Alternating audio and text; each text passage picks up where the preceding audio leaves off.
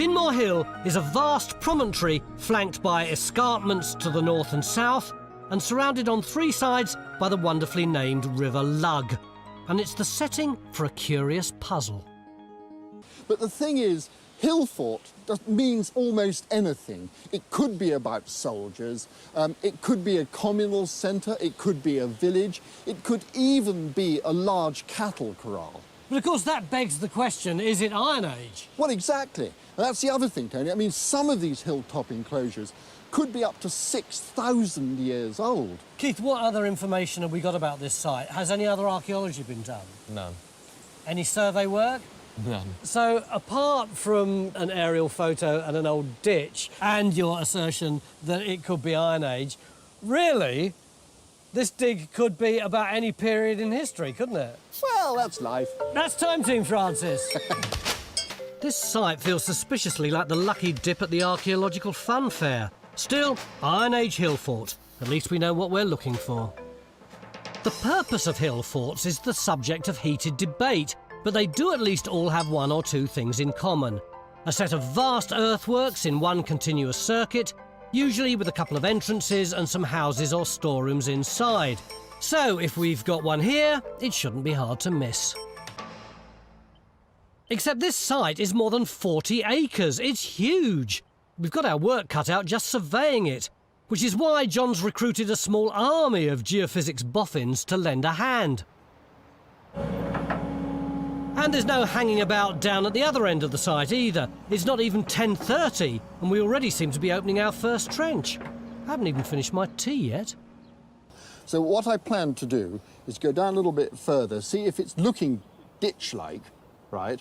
And then I'll double up the width and we'll go back about 40 metres. 40 metres? Well, there are basically two things we've got to discover, Tony. We've got to get the ditch, and then we want to go on the inside, because I want to get the very inside of the hill fort, if that's what it is. We're looking for the big ditch and bank we saw on Keith's aerial photo. And as always, we need finds. Pottery, bone, metalwork, anything that might tell us what this was and when it was built. Is that going to be the back of the rampart? Yeah, it looks like a rear abetment wall, possibly. The stone underneath there. We found the first tantalising signs of how this huge bank was constructed. That's nice, isn't it, laid in there? It's classic. This could be really well built. Look at There's that. another one there. Yeah. But this would be an indicator that it might be an Iron Age construction. Not only that, it could be an indicator that this is an entrance. Wow, Matt, so it was all colluvium. It all, yes, hidden underneath this. Yeah. There's your ditch. There it is, look. There's the, well, you can see there's the grey natural there. There's the line of the edge of the ditch, and then there's the fill of the ditch, the kind of blue-grey silt. Perfect. Better still, our environmental expert, Mike Allen, has got an intriguing find. Oh, look at that. That's oak, isn't it? Yeah, this is oak, and the auguring did show that we might have waterlogging at the bottom of this ditch, and indeed we have. And this is, as you quite rightly say, it's probably oak, but it's also probably a stake, so a wooden stake driven into the ground, and it's now fallen into the ditch. This is more like it. We've found the giant ditch we saw on Keith's aerial photo, and it looks like it may have been defended by a palisade of sharpened stakes on the bank behind it. The archaeology in the woods is beginning to look pretty spectacular too.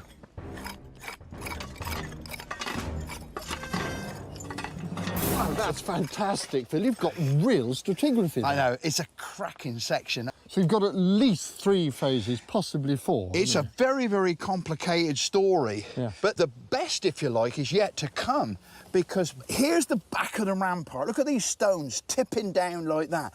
That's the back of the rampart, and it's separated by this. It's a solid stone wall. This is great stuff. Evidence of phases indicates that whoever built this bank came back to reinforce it again and again over some considerable time. More importantly, it looks like there may have been a wooden palisade at this end of the site too. But whether these are 2 sections of one continuous earthwork that encircled the top of this hill, we don't yet know. And when you start to look at the physical evidence that we've got, it's very interesting. Now, this is where Phil's digging just here. We can see the bank and ditch. It comes through the woodland down there. It's very well preserved, but no evidence at all of it coming round here, as you would expect with Iron Age hill forts. It doesn't happen here. And when you look at old hill forts, they've all got continuity of defences around circuits. That's a very common thing. Absolutely no evidence that's ever occurred at all. What do you think it is? Well, what we've got, I think, coming across here, first of all, is something called a cross-ridge dyke.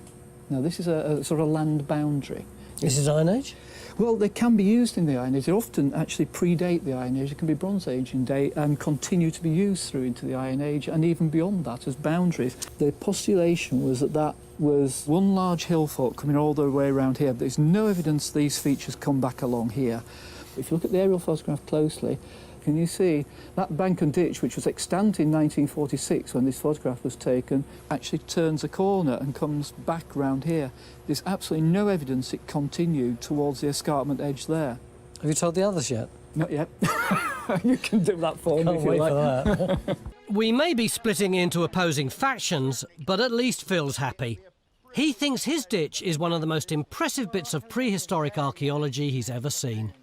What is it that's so wonderful about this trench, then? It's just the sheer scale of being in the bottom of this ditch, and you really have to get into the bottom of it just to appreciate just how big it is. Look, when you cast your eye up there, look at the top of the rampart. Yeah. Think about a lot of this material that's in this ditch would have come from the top of that rampart. Just think of the scale of it. And this was all cut by hand? Absolutely, Tony. It all cut through this solid rock, just using people with their bare hands and literally iron tools and picks. I mean, it's taken us half a day to do this with a machine. Just think how much longer it would have taken to do it by hand. How long do you reckon it is in either direction? In either direction, about 300 metres, so it's at 600 metres overall. And the interesting thing is, it looks as though we've probably got the entrance here.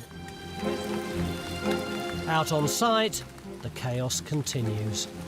Francis, this is madness. You closed that trench down this morning because it's raining so much, but you're stuck in another one. Well, the thing is, Tony, we can't just stop. We've only got 3 days, and I'm not having people digging these trenches. It's just being done by a machine, so there's no health and safety problems. I actually extended that other trench over there because there's a flat bit behind the bank, and that's where normally you'd expect to find houses. We didn't find any, so I then came over here, but this is another flat area. You can see we're in a natural hollow, and this again is where you'd expect to have houses, because you're protected from the winds blowing over there. And have you found anything? Nothing. Absolutely not a sausage. So are you going to keep on digging more trenches, or are you going to stop and think now? I'm going to stop and think and have a bath, I think. It's the end of day 2. We've dug here, here and here, but we've failed to find any evidence of people living on this hill. And yet we've got 2 giant earthworks. This place is still a total enigma. Back in the incident room, Mike's poring over the remains of this wooden stake from Trench 1. Painstaking microscopic work like this tells us as much about this site as the big archaeology does. The woodland isn't just a load of trees, it's a resource which they are using and utilising. So from this little piece of wood, we can suggest there's quite a complex, organised society somewhere out there managing the woodland for construction. If Mike's right, the people who built the earthwork were also coppicing trees to produce wood for fencing and cutting back trunks for bigger timbers. Back on site, there's no sign that the earthwork continued through our new trench. Phil's face says it all. Ian, hold on a sec. Well, I think we're just getting to the top of the natural there. Can you see the grey? Can you show them exactly where we are then? We've put the trench in what we think is the break, the entrance here. This has to be a ditch. Whether it's Iron Age or not, that's up to you. If we can complete the circuit, we'll have proved beyond reasonable doubt this was an Iron Age hill fort. With just 5 minutes left, we haven't got long. Really? The issue is whether this is actual, real edge. Could be. No, it's not. Is it collapsed? Oh, hang on, no, that is. Is that hard? That's real.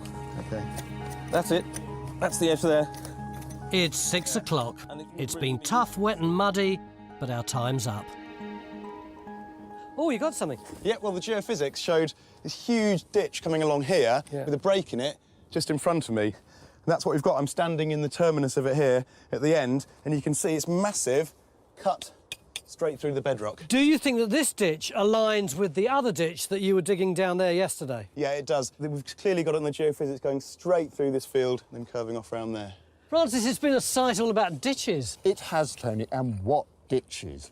I mean, over there in the wood, that sensational deep ditch and the bank that went with it, typically Iron Age, and the way that all the ditches we've looked at are subtly different suggests to me that they were probably dug by different groups of people who came to this area as a sort of central meeting place. Think of it as a sort of Iron Age Stonehenge. It's where people came to meet.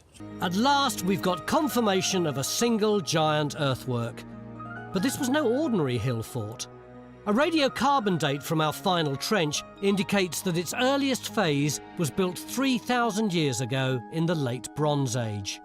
So although Stuart's vision of a cross-ridge dike wasn't right, his instincts were spot on.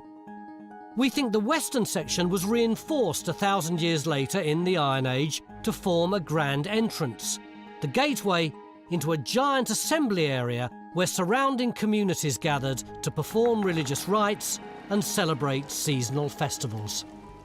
Time Team is 100% independent and funded by our incredible fans.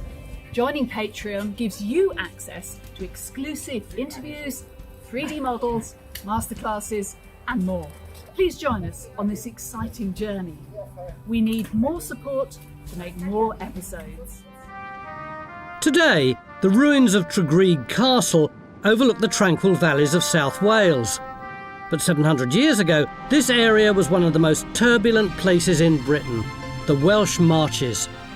This was a militarised zone, ruled over by the Marcher Lords, powerful English barons who built a network of impregnable castles to keep the Welsh natives in check.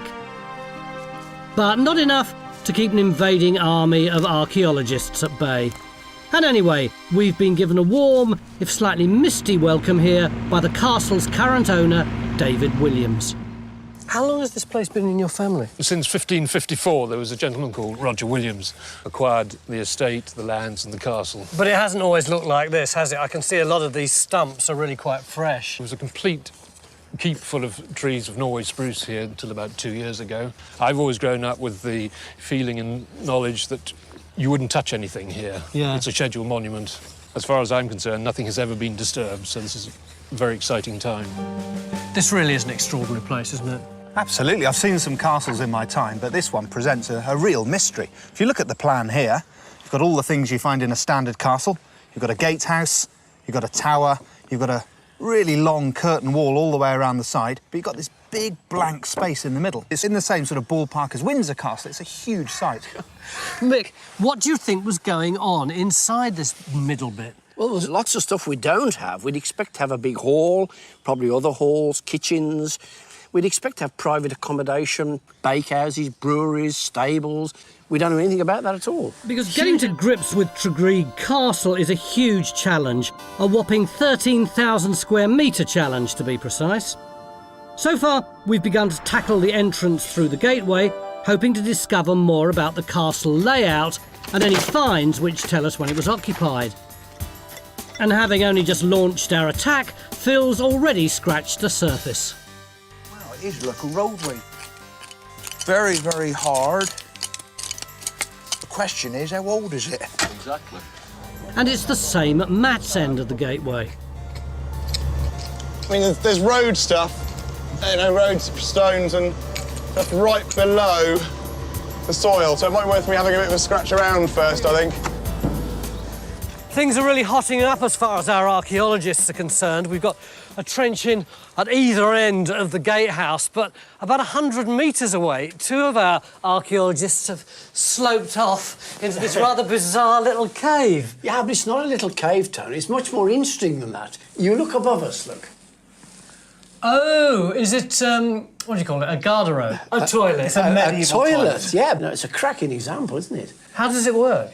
Well, presumably over the 4 holes you can see up there would have been the wooden seats, and the contents would have accumulated in the pit that we're standing in. If we're in the pit, where does all the stuff go? Well, presumably it gathers in the pit, and it's either goes out through an arch over there, or people come in here and clear it out from time to time. Some of the best stonework in the whole castle. You've got arches above us. I've learned from you that over the centuries, people drop things down the toilet. Absolutely, and they don't It's not just you and me. No, they don't retrieve them. So you want to dig it? Yeah. It's nice to see a man who's so excited by his work. Mind you, he's not the one who's going to have to shift through centuries of human waste. But if Mick's right, we might get valuable dating evidence to tell us when the castle was occupied. But these are being covered over, look, you see, they're that much fresher. Look at that crispness of that line there, isn't that beautiful? So what have we got, Steve? Well, an interesting collection. This is a ridge tile off the top of the roof. That's fantastic, because we've got accounts of tilers working here quite early on in the accounts, about 1305-ish. Marvellous. This is late 1200s, early 1300s. Brilliant. According to our dating, we've got coin dating for that. Extraordinary, isn't it, David? What do you think about all this? It puts everything in perspective. It brings it alive. All the accounts that you read over this period of time, and now there's dates, particularly that Steve is able to put things to. I'm glad that David's easily pleased, because it's the end of day one, and I'm afraid a single tile won't solve what's going on in that vast interior. But at least we seem to be making progress, and we're finally opening a trench inside it. Mick, another trench? Yeah, based on the geophysics. Well, looking at that geophysics, I can't see that much to put a trench in for. Look, we've put the results on Henry's model, which is absolutely fantastic, and the high resistance there is in red. Now, the problem is, could that be building? Could just be the tree roots, could be the geology. So, in other words, we're really putting this trench in to test the geophysics so we can see whether it would apply elsewhere on this site. That's it. At least, if we have any certainty at all, it must be the perimeter of the castle. So, hold off the desperation. But this can't bode well. Open a trench in the evening, close it in the morning. However, we are now opening another trench where the ground level changes. Start from here and let's go up over until we get to the top, go over the top of the slope, break of the slope. To see whether that slope is evidence of activity in the interior. There's a bit of part, and there's another piece here. They're from different parts, but that's more than we had from up there, isn't it? We're on a winner. And it's already paying dividends.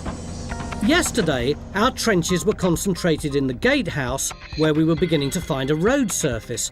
But Phil didn't think it was the original medieval pathway into the castle. And this morning, things seem to have got even more complicated. When I looked at this, I rather suspect you'd think the same as I did. What the hell is that?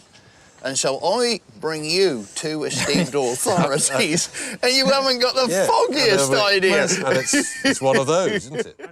So, how many PhDs does it take to identify a piece of stone? Obviously more than 3. I know we haven't found all that much pottery, but the stuff that we have found is virtually all 14th century.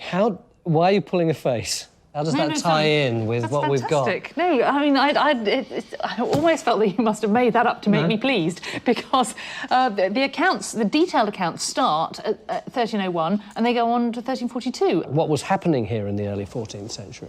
Well, there was a lot of building work going on, and right down to the last well rope, we've got the detail. So who was instructing these people to buy all the well ropes and stuff? Amazingly, they were mostly powerful women.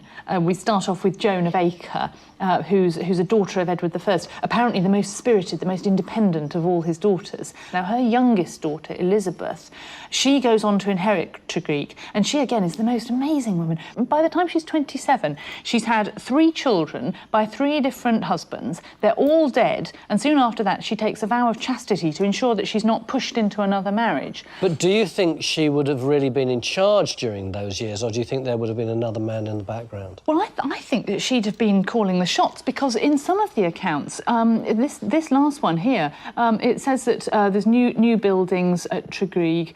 It's all done according to the lady's wishes, and the lady at that point has got to be Elizabeth. What sort of lifestyle do you think she'd have led, Ray? Well, she certainly knew how to throw a party. Just look at this menu from a Christmas feast, 1326. Just look at this. It looks as though they're eating half the bird population of South Wales. Look at some of the things. You've got swans, herons, bitterns, egrets, capons, geese, hens, chickens, partridges, something called clells, woodcocks. Yeah, it's a bit of a meat feast, isn't it? So it seems that life inside the castle was quite fun. But that's a little at odds with what I'd first been led to believe.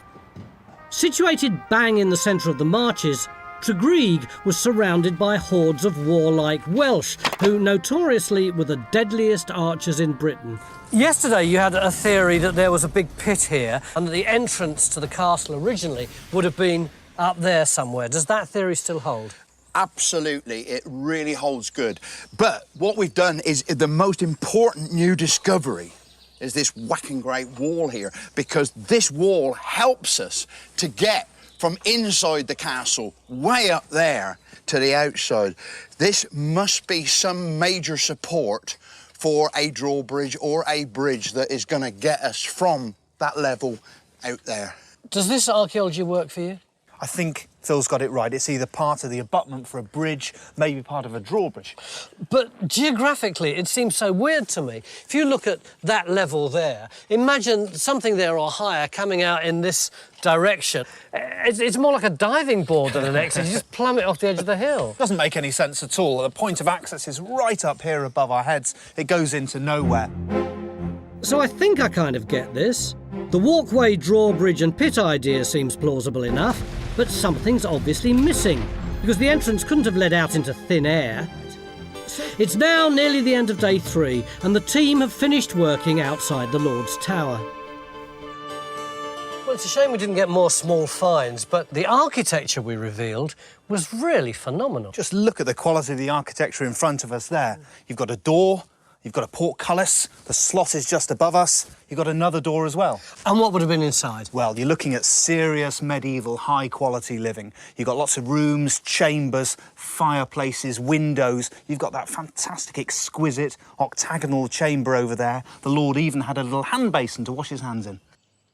And at the other end of the castle, Stuart thinks he's finally conquered the main gatehouse. Well, we started out thinking we'd got a castle full of soldiers and we ended up with a pleasure dome. How do you feel about that? No, I'm just extremely excited by your visit here, and everything I've seen has brought the whole castle alive. Time Team is 100% independent and funded by our incredible fans. Want us to make more episodes? Joining Patreon gives you access to exclusive interviews, 3D models, masterclasses and more. And you get to have your say in the process as we develop new sites. Here on Time Team, we like to go to places where things once stood, to dig holes in the ground, piece together the evidence and use our imaginations to work out how they would once have looked. But not today. Welcome to Orgueil in Jersey. A stunning fortress which for hundreds of years played a little known but crucial role in the defence of not just the Channel Islands, but the whole of Great Britain. Although it's been studied for centuries, this place has still got its secrets here under this bumpy lawn, but also right up there. We've got just 3 days to unlock those secrets. Let's hope we can make it. It is a ridiculously steep slope. Orgueil, Jersey's oldest castle, sits high over Gorey Harbour, protected on 3 sides by the sea. Built on a steep granite bluff, it dominates not only the beaches of western Jersey, but also the approach to the Channel Islands from France. Entering the castle, you pass through a formidable corridor of gates and courtyards, overlooked all the way by arrow slits, gun platforms and battlements. It was never supposed to be easy to get in. But it's the natural defence of the terrain that's really going to cause the team a few headaches. I mean, that's a serious slope. Yeah, that's slightly more vertical than I was expecting.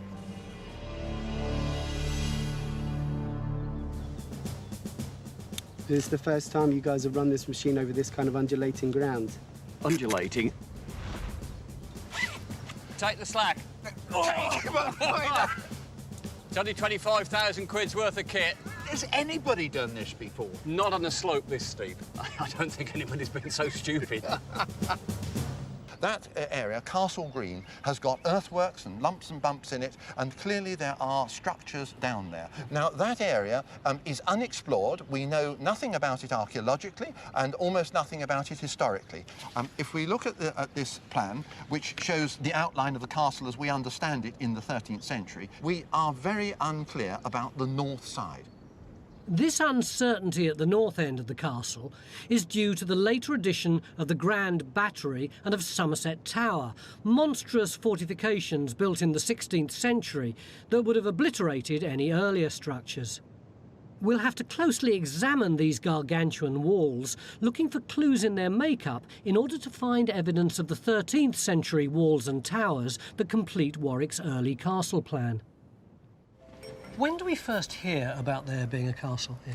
Well, we first hear something in 1209, hints. We don't have mention of castle, but we've got this description from the pipe rolls, and it mentions the Isle of Jersey and deliveries to knights and 12 horse sergeants and 10 foot sergeants, and also the horses of these knights. So clearly there's fighting men here, there's a garrison, so we might assume that there's a castle. We don't know definitely until 1212. Now, this is a letter from King John where he mentions the Isle of Jersey, Insula de Jersey there, cum Castro, with its castle. So that's when we definitely know there's something here. When this castle was built in the 13th century, that's just at the point where England has lost its lands to France. So this place is now on the front line of one of the major power struggles of medieval Europe. So this is what, King John? It is, that's right, yes. King John, who was famous for getting everything wrong and losing all his land in France. But in order to find out more about that, our guys are going to have to do some pretty tricky work, aren't they? What was the purpose of this trench? To see whether we could establish the date of this wall. And have you done it? Not yet. What we have found is that we've got the outside edge of it plummeting away there, and then across here we've got the main core of the wall. What we'd like is for this wall to go underneath and be earlier than the main Tudor bastion wall. So at the moment you've got absolutely no dating evidence? Not really, not for the wall, but what we do have is rather unexpected dating. It's this water pipe, or this pipe that's running through here, which we think is probably a relic of the German occupation. Why do you think it's German? Well, apparently everybody that digs around the castle says the one thing that you always find is relics left over from the German occupation. It seems that's the best bet for that. So you've got some pretty robust dating for the 1940s. Now you've just got to get back to the 1300s. No sign of the 13th century down in Trench 2 either. The rock-cut ditch is deeper and wider than anyone expected, but it's producing little to help us date it. So Trench 3 goes in to see if there is a second ditch cut below the western wall. If Stuart's right, it should run tightly butted up against the lower slopes of the castle, parallel to John's ditch. But the question remains, where's the wall that should go with it?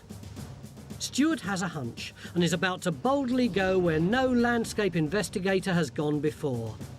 With a beady eye, he's clocked something 30 feet up. Can you see how the masonry is different to the battery above it? Encouraged by the daredevil antics of the rest of the team, good luck, Stewie. He heads off up the rock face. Bingo! Concealed under the ivy is a second tower. This is really good. So in addition to the northwest corner tower, we can add a second 13th century tower just along the western wall. Everything we're finding on this site is geared to war and defence, suggesting that this castle has seen some serious action. Trench 3 has now bottomed out and has thrown up some useful pottery. What date do you reckon that is? 15th century. Oh, right, at the bottom. Yeah, right at the base. Right, well, I was just expecting it to be sort of 13th century or something like that. Well, we thought medieval, so it's later medieval, but... Right. Unless it's been washed down and it's cleared out, but from the evidence, it looks like it's 15th century.